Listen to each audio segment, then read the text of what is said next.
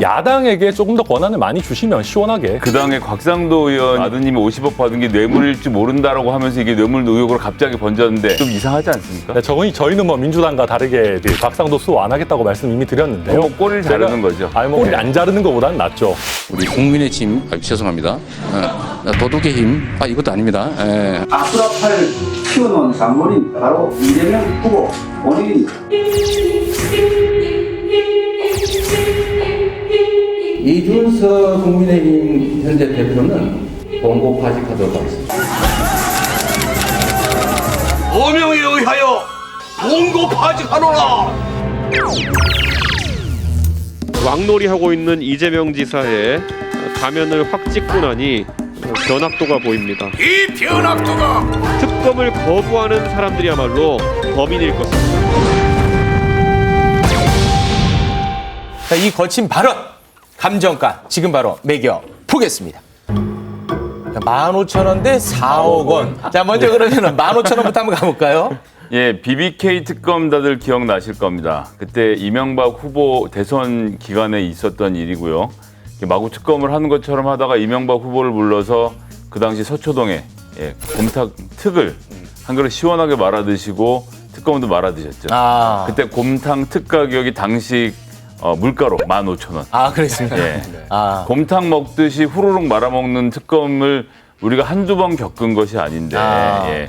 어제 오늘 계속 보도가 이어지고 있습니다만 제보자도 나오고 관련된 현찰이나 어떤 증거, 녹취록 등이 쏟아지고 있지 않습니까? 검찰 수사가 잘 되는데 이 대목에서 왜 특검을 꺼내느냐. 특검을 하면 수사 내용은 가려지고요. 특검 가지고 한 달 동안 이 검사가 좋니 저 검사가 좋니 이재명 특검이니 이재명 특검 아니니 이런 거 갖고 싸우게 되는데 네. 국회가 이거 스포트라이트 받으려고 하면 안 됩니다. 이거는 수사기관에 맡겨서 빨리 정광석화처럼 수사를 진행해야 됩니다. 네. 자, 4억 원 가볼까요? 네, 민주당 대선 후보 경선에 뛰어들려고 하면 내야 되는 기탁금입니다. 네. 네, 이제 저는 최근에 이 논란들을 보면서 어떤 생각이 들었냐면 이재명 후보께서 이 4억 원이라는 비싼 돈을 내시고 대선 후보급이라는 그런 하나의 가면을 쓰고 계셨던 게 아닌가 하는 서글픈 생각이 들어요. 유동규라는 그런 정도의 사람을 10년간 중용할 정도로 그냥 유동규급이 아니셨나라는 생각마저 드는 요즘이고요. 그러니까 특검과 관련해 가지고는 보통 모든 특검들이 처음부터 특검을 하는 경우는 많지는 않습니다. 그러니까 다들 어떤 수사를 하다 보면 이게 굉장히 큰 일이다. 이게 일선 서나 검찰에서 다루기 좀 어렵고 그런 실무자들이 이게 어떤 자기들이 어떤 행동을 하거나 수사를 하는데 정치적으로 해석되는 거를 굉장히 부담스러워할 만한 사건이다라고 하면 이제 특검으로 넘어가는 경우들이 일반적이거든요. 근데 저는 이번 사건 같은 경우는 그렇게 될 가능성이 굉장히 높다고 보여지고요. 네. 그렇다 하면 특검을 합시다라고 해서 그때부터 준비를 하려고 하면 또 시간이 굉장히 오래 걸립니다. 네. 지금 검찰, 경찰이 수사하는 거는 수사하도록 하면서 지금부터 특검 준비를 하면 저는 오히려 더 효율적이라고 보고요. 또 한 가지는 지금 상설특검법이 되어 있고 여야가 삿바 싸움을 하니까 오래 걸릴 거다라고 하는데 삿바 싸움 좀 덜 하시면 됩니다. 왜냐하면 이게 특히나 야권을 지지하는 국민들은 지금 수사 결과가 어떻게 나오든 믿기 어려운 부분들이 있거든요. 그러니까 야당에게 조금 더 권한을 많이 주시면 시원하게 야당 쪽에 얼마든지 파봐라라고 하시는 게 저는 필요할 것 같습니다. 지금 말씀은 그러니까 야당의 특검의 추천 권한을 야당에 넘겨라.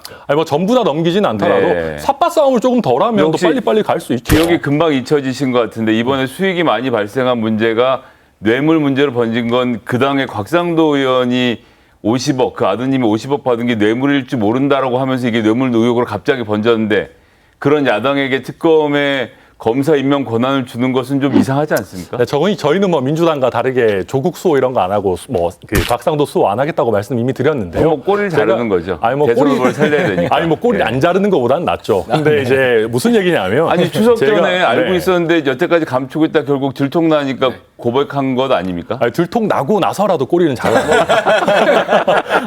네, 아무튼간에 그 이재명 지사는 입장이 분명한 것 같아요. 특검은 이 정쟁으로 할 거니까 무조건 반대. 그런데 이낙연 후보가 제안을 했던 특별합동수사본부, 요거는 이제 환영하는 입장인데 제가 이제 좀 무식하지 않습니까? 특검과 특별합동수사본부, 이 뭐가 어떻게 다른 겁니까? 합동으로 해서 수사하는 거니까요. 지금 경찰은 경찰대로 하고 있고 검찰은 검찰대로 하고 있지 않습니까?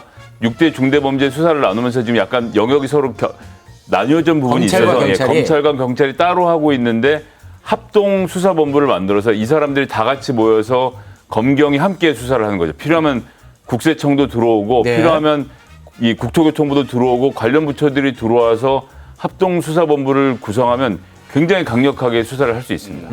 이제 합수본과 특검이 뭐가 차이가 나냐면 합수본은 결국 그래도 지금 정권 하에 있는 경찰청장과 검찰총장의 지휘 하에 있는 거죠. 근데 특검은 이 지금 정부와는 좀 분리되는 별도의 수장이 임명되는 거지 않습니까? 그러니까 그러다 보니까 저희 야권에서는 어떤 의구심을 가지냐면 이재명 지사께서 합수본도 받겠다라고 하시는 거면 네. 결국 지금 정권의 방패막은 계속 쓰시면서 그 한도 안에서만 수사를 받겠다고 하시는 거 아니냐. 큰 일이 터졌을 때는 반대 진영에 있는 국민들도 납득할 만한 사람을 수장으로 세워서 수사를 하는 게 저는 오히려 자기의 떳떳함을 보여줄 수 있는 이 그런 건의 방법인 반대 거죠. 진영은 어디를 얘기하는 거예요? 대장동의 반대 진영은 어디예요? 아니 지금 뇌물 문제가 제일 먼저 불거지고 국민의힘인데 자꾸 국민의힘이 그래서 드리는 말씀이에요. 그러니까 특검과 합수부의 차이점에 대해서 말씀하셨는데 특검의 가장 중요한 것 중에 하나는요. 김기현 원내대표가 스포트라이트를 받으면서 협상 테이블에 올라가서 누구를 검사로 할지 앞으로 2달 동안 논의한다는 데 있다는 겁니다. 그 기간 동안 예컨대 그러다 정치를 해야죠. 정치를. 근데 이제 그러면 여야 모두가 어느 정도 납득할 만한 중립적인 인물을 분명히 찾을 수 있겠죠. 그리고 또 공수처를 그렇게 해서 6개월 끈 당이 하실 말씀은 아니라는 말씀을 드리는 겁니다. 아니 근데 그 공수처는 이제 좀 다른 문제고요. 이 부분은 그것도 법이었는데. 국민의힘에서도 당연히 뭐 진상 규명을 할 필요가 있는 거니까 네. 시간을 끌 이유가 없죠. 알겠습니다. 뭐 네. 특검은 뭐 어쨌든 여야 합의가 필요한 부분이니까 이 부분은 시간이 많이 걸릴 것 같고. 이분 그리고 당대표 아니니까 너무 몰아붙이지 마세요. 방송의 재미를 위해서. 아니 그럼요. 그리고 이제 오늘 이준석 대표가 특검 도입을 주장을 하면서 그 이유로 든 게 대장동 개발 특혜 의혹의 중심에 있는 화천대유가 이제 이른바 50억 원을 약속한 클럽이 있다. 그 클럽 안에 명단을 받고 이 명단의 검증이 필요하다라고 주장을 했는데 근데 이제 이 명단에 실체가 있는 건지 찌라시 소위 말하는 사설 정보지 예. 예, 이 증권가나 이런 데서 만들어서 돌리는 종이에서 사람 이름을 봤으니까 이걸 가지고 수사를 해야 된다는 얘기를 제1야당의 대표가 하셨다는 게 저는 믿겨지지가 않습니다. 그러니까 그런 정보지가 어디서 뭐 카톡 같은 데 돌아다닌다고 하면 네. 그걸 검찰청에 제출하시면 되고 아니면 어차피 그렇게 도는 정보지 수준이라고 하면 프린트해서 국민들에게 공개를 하면 되지 그런 네. 데서 돌아다니는 거 읽고 나서 이런 거 문제가 있는 것 같은데라는 것을 공적으로 발언하시는 것은 전 대단히 부적절했다고 생각합니다. 그렇게 생각하시죠? 아 근데 저도 이제 이준석 대표가 이거를 지라시를 좀 인용한 거는 저도 좀 부적절했다라고 보는 그래요? 부분이 네. 있어요. 그리고 사실 이 사건이 굉장히 엄중한 사건이지 않습니까? 대장동 게이트가 굉장히 엄중한 사건인데 이걸 좀 가볍게 만드는 부작용도 있었다고 봅니다. 근데 저도 이제 왜 그럼 이준석 대표가 이런 얘기를 했을까 찾아봤더니 윤호중 원내대표께서 먼저 국민의힘 사람이 한 3사람 더 있다라는 식으로 그러니까 찌라시성 말씀을 하셨더라고요. 그럼 그러다 보니까 이준석 대표도 그러면 윤호중 대표도 갖고 있는 거를 까라. 나도 내가 갖고 있는 걸 까겠다라는 식으로 말씀을 한 건데 네. 여튼 이게 뭐 이준석 대표가 됐든 윤호중 원내대표가 됐든 네. 이런 식의 찌라시성 얘기를 저는 하는 것 그렇게 둘 다 좋아 보이진 않아요. 그 국민의힘 쪽에서 지금 나오는 얘기가 좀 많이 있는 것 같아요. 지금 핵심 인물로 지목되고 있는 유동규 네. 도시개발공사 본부장 이분이 그 천화동인 1호의 실소유주가 아니었겠느냐는 제보를 받았다는데 이거 무슨 말입니까? 네, 국민의힘에 제보가 들어왔습니다. 이제 그 많은 분들 아시겠지만 화천대유라는 그 몸통이 있고 또 천화동인 배당을 받아가는 1호부터 7호까지 있지 않습니까? 네. 그 중에 1호가 한 1,000억 정도 제일 많이 배당을 받아간 게 이제 네. 천화동인 1호입니다.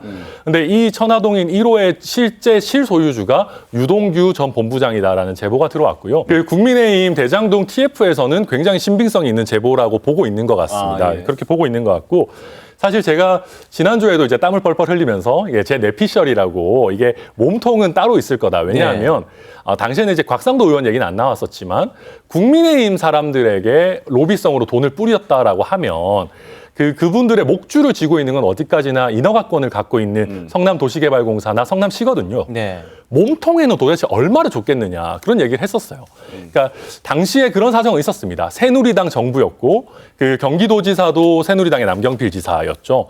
그러다 보니까 새누리당 쪽에도 아마 약을 쳤을 좀 표현이 좀 그렇습니다. 새누리당 쪽에도 뭐 예를 들면 급행료라든지 이게 관리나 뭐 보험성의 로비들은 했었을 텐데 근데 만약에 그렇다라고 한다면 아무리 새누리당 쪽을 잘 해놔도 성남시나 도시개발공사 쪽에서 이걸 틀어버리면 아무것도 안 되거든요. 그런 면에서 핵심은 도대체 곽상도 의원한테 50억을 줄 정도면 아들이죠. 아들에게 50억을 줄 정도면 핵심한테는 얼마를 주겠느냐 하는 의혹이 나왔었는데 거기에 대한 제보가 속속 들어오고 있는 그런 상황입니다. 네. 그리고 지금 이제 천화동인 5호 대표로 알려져 있는 정영학 회계사가 지금 검찰 수사 중에서 검찰에 녹취 파일 19개를 제출했습니다. 이 녹취 파일 안에 내용을 보니까 김만배 씨 그리고 유동규 전 본부장과의 대화 내용이 들어가 있고 금품 로비 정황이 담겼다고 하던데 이거 어떻게 여기서 좀 진실이 밝혀지는 내용들이 좀 나올까요? 예, 뭐 1호 지금 말씀하신 천화동인 1호에서 3호까지가 김만배 씨 쪽의 지분이라고 보여지고 4호부터 7호까지가 이제 남모 변호사 쪽의 지분이라고 보여지는 중에 6호 정영학 회계사 앞으로 대략 한 600억 정도가 지금 배당이 된 상태인데 1그룹과 2그룹 사이에 내분이 벌어진 걸로 보여지고요. 그러는 가운데서 제보가 뭐 제보랄까 이제 자백이 나온 것으로 판단을 하고 있습니다. 이것을 통해서 진실에 굉장히 빠른 속도로 접근할 수 있을 거라 생각을 하고요. 만천하의 이 모든 범죄 사실이 만약 있다면 다 드러나야죠. 뭐 이것은 반드시 끝까지 밝혀야 되는 일이라고 생각하고 있습니다. 그러니까 뭐 저도 뭐 같은 생각이고요. 그러니까 이게 이 녹취록 자체보다 저는 좀 반가운 것이 이 사람들이 각자 도생을 시작했다라는 게 좀 반갑고요. 물론 몸통 중에 한 명이죠. 김만배 씨와 더불어서 남욱 변호사인가요? 그분이 샌디에고에 있는 게 조금 좀 아쉽긴 하지만 우리 교포 네트워크가 또 있으니까 금방 찾아주실 거라고 믿고 있고 그리고 이 내분이 일어났다 방금 말씀하셨는데 추측성 보도이긴 합니다만 내분이 일어난 원인 중에 하나가 사실 자기들이 이렇게 갈라 먹었으면 문제가 없는데 유동규 쪽에 이게 또 돈을 어느 정도 줘야 되다 보니까 그거를 또 각출하는 과정에서 내분이 생긴 것 아니냐라는 식의 보도들까지 나오고 있거든요. 그래서 그런 내용들이 확인이 되는지를 앞으로 좀 봐야 될 것 같습니다. 그럼 이게 말이 좀 많이 달라졌는데 아까 전에 1호 1,000억을 유동규를 줬다 그랬는데 지금은 또 아닌 겁니까 그럼? 아니요. 근데 1호 1,000억을 좀 전에 김만배 씨가 몸통이라고 했는데 그분이 1,000억이고 2호 100억, 3호 100억인데 1,000억을 유동규 씨를 줬으면 몸통인 김만배 씨는 가져간 돈이 없는데요. 그러니까 그래서 이게 추측성 보도긴 한데 그러니까요. 그러니까 1호를 김만배 씨가 이제 원래 갖고 있던 거를 유동규 씨한테 줘야 된다라고 하면 아마 나머지 사람들의 몫에서 또 김만배 씨가 자기 몫을 찾아가려고 했던 것이 아닌가 이런 추측성 보도가 나오고 그런 식의 내용들이 나오고 있는 지금까지는 이제 추측을 할 수 있는 상황이니까요. 공교로운 또 이제 보도가 하나가 나왔어요. 그 이재명 지사가 이제 선거법 위반 사건에 이제 연루가 됐었는데 이제 결국 이제 대법관이었던 권순일 전 대법관과 화천대유 대주주 김만배 씨가 그 대법원 판결 전후로 해가지고 수차례 만났다. 뭐 이런 이제 기사가 나오던데. 이거는 법원 기록이 있다는 거죠. 요거는 어떻게 봐야 되는 건가요? 일단 둘이 만나서 무슨 얘기를 했는데 제가 지금 오늘 나온 뉴스라 제대로 뭐 파악은 안 되는데 뭐 일단 이 구조를 보면 법조팀에서 대법원 출입을 하는 데까지 굉장히 복잡한 절차가 있습니다. 기자들 내부에서 거기까지 올라가기가 굉장히 복잡한 절차가 있고 그 안에 뽑힌 사람들은 대법원을 드나들거든요. 그리고 이분이 그 당시에 법조팀장을 거쳐서 부국장까지 올라가는 이 지점에서 취재를 위해서 출입하는 것은 맞았는데 왜 권순일 대법관을 찾아갔는지에 대해서는 분명한 해명이 있어야 되겠죠. 저는 사실 오늘 나오는 많은 얘기들 중에 여러 의혹들 중에 이게 정말 최악이라고 생각이 됩니다. 일단 내용부터 먼저 조금 설명을 드리면 2019년 6월부터 작년 8월 사이에 대법원에 방문을 하려면 이제 어디를 가는지 출입처를 써야 되는데 김만배 씨가 권순일 대법관실을 8번 썼고 그냥 대법관실을 1번 썼다라고 해요. 근데 권순일 대법관을 만난 날 중에 가장 문제가 되는 것들을 뽑아보면 작년 6월 16일인데요. 이 날이 어떤 날이냐면 이재명 지사의 그 공직선거법 위반 사건이 대법원 전원 합의체 회부된 날이라고 하고요. 그다음에 또 작년 7월 17일은 어떤 날이냐면 이재명 지사에 대한 무죄 판결이 선고된 바로 다음 날이라고 합니다. 그러니까 이게 참 공교롭게도 이 이재명 지사 사건의 변곡점이라고 할 수 있는 날들에 권순일 전 대법관을 만났고 이게 또 권순일 전 대법관이 나오자마자 화천대유의 고문으로 가시고 네. 변호사 등록도 안 한 상황에서 뭐 월급도 받고 자문료도 받고 막 하셨다라는 얘기가 나오는데 네. 이런 식으로 대법원의 신뢰까지 흔들리는 일들이 나오니까 저도 법조인의 한 사람으로서 이거 참 네. 너무 마음이 아픕니다. 아무튼 지금까지로는 이 판결 관련해서 만난 것인지 아닌지에 대해서는 뭐 알려진 바가 없는데 아무튼 좀 공교로운 부분은 좀 있어 보입니다. 우리 네. 화천대유 관련해서 뭐 공교로운 일이 좀 너무 많아서 네네네. 진실을 좀 빨리 밝혀줘야 될 것 같습니다. 자, 두 분 함께해 주셔서 고맙습니다. 감사합니다. 감사합니다. Stay